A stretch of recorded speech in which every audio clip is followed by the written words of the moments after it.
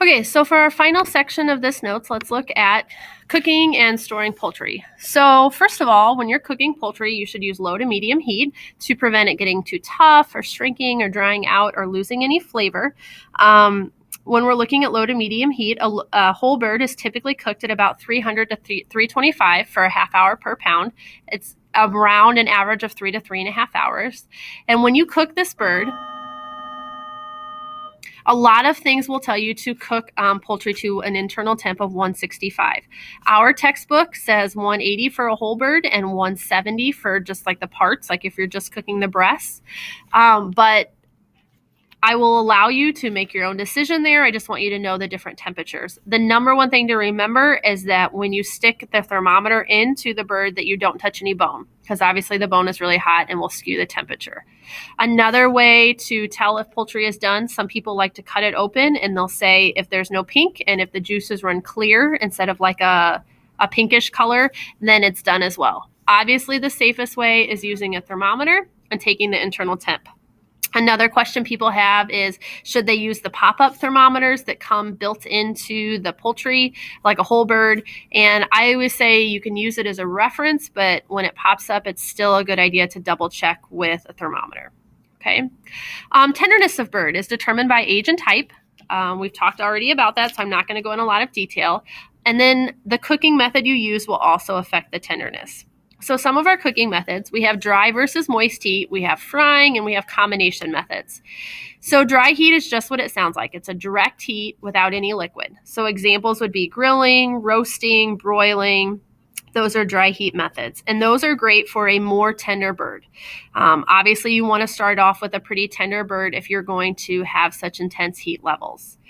Moist heat you would use for a less tender bird because you're going to add a liquid, which will tenderize it.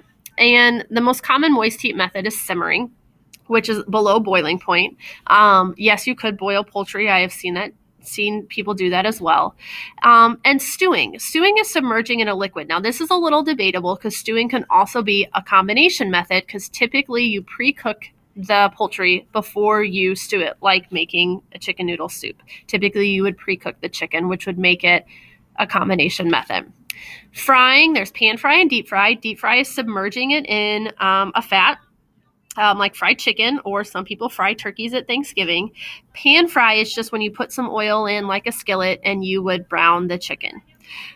We also have combination methods like braising, or we talked about the different pronunciations of fricassee or fricassee.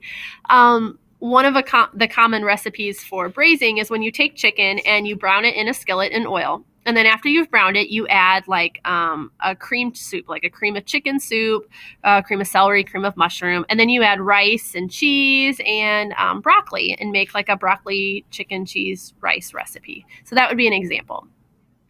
No, you should not cook stuffing inside the bird. We talked about cross-contamination. When raw juices of the bird drip into the stuffing, it can contaminate it. As far as storing poultry, it is let me jump back here. I forgot to show you these references. I apologize for that. So this is the Culinary Institute of America showing some of their tips on how to prepare poultry. And I just thought it was a really neat site. And they look at the dry heat methods, the moist heat methods, what some of the terms mean. I'm obviously not going to read through all of this right here. It tells how to check for doneness. This site does say 165. Like I said, you'll see various sites that say different things. For our book, or our purpose in this class, I want you to remember 170 and 180. All right, another good reference here. This is actually just from a college, but I thought it was a really good summation of what is braising, what is broiling, what does it mean to do moist heat, what does it mean to do dry heat, how do you poach, typical hours of how long it takes to cook something. Now this says stuffed and unstuffed. Remember, that's not a whole bird. This is a different type. Sometimes you'll put stuff inside of a chicken breast and roll it and cook it. That is what we're looking at there. All right, so back to refrigeration of poultry. If it is raw, 2 to 3 days is all you actually should store it before cooking. And even after it's cooked, it is recommended to eat in 2 to 3 days.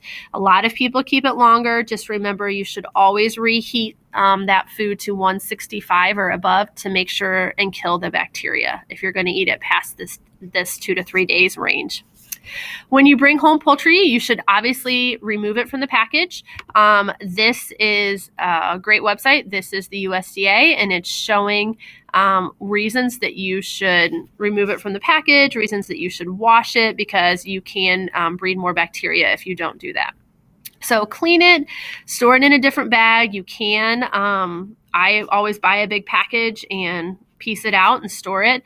Some places say not to refreeze poultry that you've bought in the store, because most of it has been already frozen and thawed, and there's risk for bacteria, but I will leave that up to you to decide.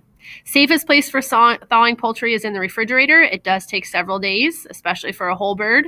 You can thaw it in the sink, but it must be in a cold water bath that you change. This says every couple hours. I have seen all the way down to every half hour. You don't want that water to get warm, because it can breed bacteria when the outside of the bird gets warm and the inside's still frozen. And you can thaw in the microwave as well. It's not my preferred method, but you can do it in a pinch. This is a really neat video we'll watch in class on how to take a whole bird, how to take a whole bird and to piece it out and to cut it, because it's obviously a lot more cost effective to buy a whole bird and cut yourself. And if you have canned poultry, it stays on the shelf until you open it, and then it should go in the refrigerator. And that is our poultry chapter.